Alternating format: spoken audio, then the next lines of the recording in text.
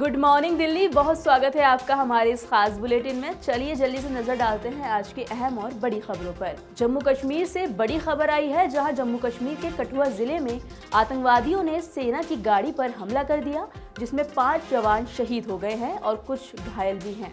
बता दें कि इस हमले के बाद सेना ने तुरंत कार्रवाई की और जिसके बाद देर में आतंकवादियों को घेर लिया गया और दोनों तरफ से गोलीबारी जारी रही। मुठभेड़ स्थल पर हेलीकॉप्टर से पैरा कमांडो भी उतारे गए, साथ ही ड्रोन और खोजी श्वान को भी इस्तेमाल में लाया गया। कठुआ के दूरदराज क्षेत्र में हुए इस हमले के बाद अतिरिक्त सुरक्षा बल भी भेजा गया। सेना और पुलिस के वरिष्ठ अधिकारी मौके पर पहुंचे। इसके बाद ऑपरेशन की निगरानी कर रहे थे। इसी बीच घायल जवानों को बिलावर अस्पताल में प्राथमिक उपचार के लिए दाखिल किया गया, जिसके बाद हेलीकॉप्टर से पठानकोट के सैन्य अस्पताल में उन्हें भेजा गया। उधर देर रात जैश ए मोहम्मद के मुखौटा संगठन कश्मीर टाइगर्स ने इस हमले की जिम्मेदारी ले ली है। आतंकी हमला कठुआ शहर से करीब 150 किलोमीटर दूर बिलावर तहसील की बदनोना पंचायत में हुआ। दोपहर बाद करीब 3:30 बजे सेना के 2 वाहन क्षेत्र में नियमित गश्त कर रहे थे। सूत्रों के मुताबिक करीब 4 आतंकी वहां जेंडा नाले के पास पहाड़ी पर पहले से ही घात लगाए हुए बैठे थे। जैसे ही सैन्य गाड़ियां वहां से गुजरी तो उन्होंने उन पर आतंकी हमला कर दिया। उधर रूस के प्रधानमंत्री व्लादिमीर पुतिन ने भारत के प्रधानमंत्री नरेंद्र मोदी से कल मुलाकात की, जिसके बाद उन्होंने प्रधानमंत्री नरेंद्र मोदी का जोरदार स्वागत किया। मुलाकात के दौरान उन्होंने देश की प्रगति के लिए किए गए कार्यों के लिए पीएम मोदी की प्रशंसा की। मॉस्को के बाहर एक आवास में अनौपचारिक बैठक के दौरान पुतिन ने प्रधानमंत्री मोदी से कहा, मैं आपको दोबारा प्रधानमंत्री चुने जाने पर बधाई देना चाहता हूं। मुझे लगता है कि ये कोई संयोग नहीं है, बल्कि आपके कई वर्षों के काम का नतीजा है।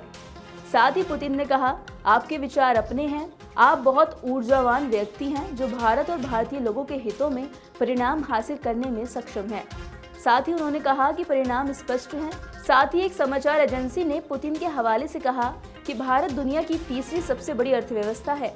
इसके बाद रूस के राष्ट्रपति पुतिन ने कहा कि प्रधानमंत्री मोदी ने अपना पूरा जीवन अपने लोगों की सेवा में समर्पित कर दिया।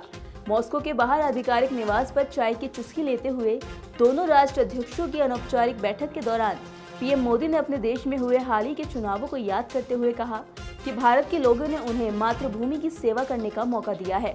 तो इस पर पुतिन ने जवाब दिया, आपने अपना पूरा जीवन भारतीय लोगों की सेवा में समर्पित कर दिया है और वो इसे महसूस कर सकते हैं। लोकसभा में नेता प्रतिपक्ष राहुल गांधी आज अपने संसदीय क्षेत्र यानी रायबरेली पहुंचे हैं।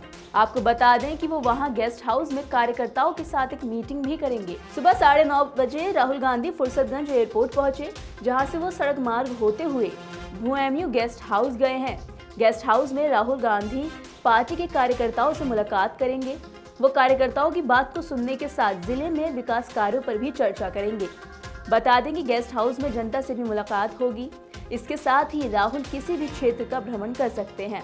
उधर लोकसभा चुनाव जीतने के बाद सांसद और नेता प्रतिपक्ष राहुल गांधी आज अपनों के बीच जाएंगे।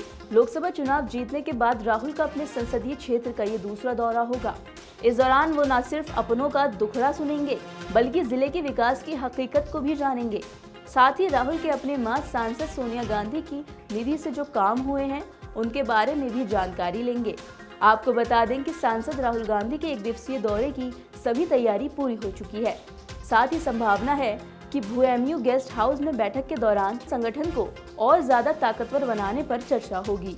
उधर कोर्ट ने एनटीए से नीट पेपर लीक मामले में और साथ ही कई और जुड़े पेपर लीक मामले में ज्यादा जानकारी जुटाने की अपील की है।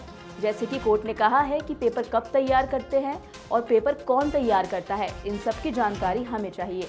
आपको बता दें कि कोर्ट ने कहा है कि एक बात स्पष्ट है कि पर्चा लीक हुआ है, हमें पता लगाना है कि इसका कहां तक कितना प्रभाव हुआ।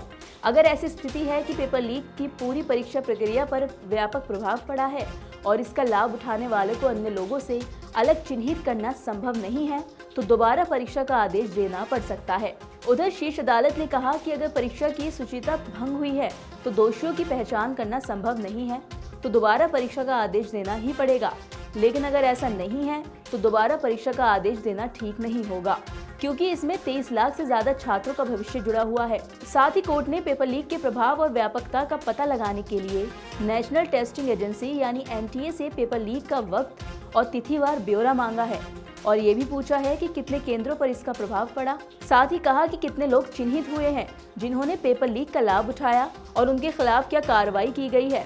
साथ ही एनटीओ सरकार ये भी बताएगी कि भविष्य में ऐसी घटनाएं रोकने के लिए क्या कदम उठाए गए हैं। कई दिनों से पहाड़ों पर तो आसमानी आफत छाई हुई है, लेकिन मैदानी इलाकों में बारिश का अता पता नहीं है। इसी को लेकर आईएमडी ने पूर्वानुमान लगाया है कि दिल्ली एनसीआर और साथ ही उत्तर भारत के कई राज्यों में आज बारिश हो सकती है। दिल्ली में अगले 3 दिनों तक बारिश का पूर्वानुमान लगाया गया है। दिल्ली एनसीआर के लिए मौसम विभाग ने येलो अलर्ट जारी किया। बारिश होने की वजह से गर्मी से राहत मिलेगी। वहीं यूपी बिहार में भी मानसून की बारिश होगी। पश्चिम बंगाल और झारखंड में भी आज बारिश हो सकती है। उधर मायानगरी मुंबई में बारिश ने लोगों का जीना मुहाल कर दिया। 2 दिन से मुंबई में लगातार बारिश हो रही है। बता दें कि मुंबई में हो रही भारी बारिश ने पूरे शहर में हाहाकार मचा दिया। सड़क, गलियां, नदी और नालों में बदल चुके हैं। मुंबई में लगातार हो रही बारिश की वजह से उपनगरीय ट्रेन सेवाएं और हवाई यात्रा भी बाधित हुई। वहां बारिश और जलजमाव से स्थिति ये हो गई है कि लोगों की जान बचाने के लिए एनडीआरएफ के साथ सेना तक उतर आई। फिलहाल मुंबई में बारिश में किसी भी तरह की कोई कमी देखने को नहीं मिल रही। इस बीच भारत मौसम विभाग यानी आईएमडी ने आज मुंबई के लिए रेड अलर्ट जारी किया, जिसमें भारी बारिश की संभावना जताई गई है।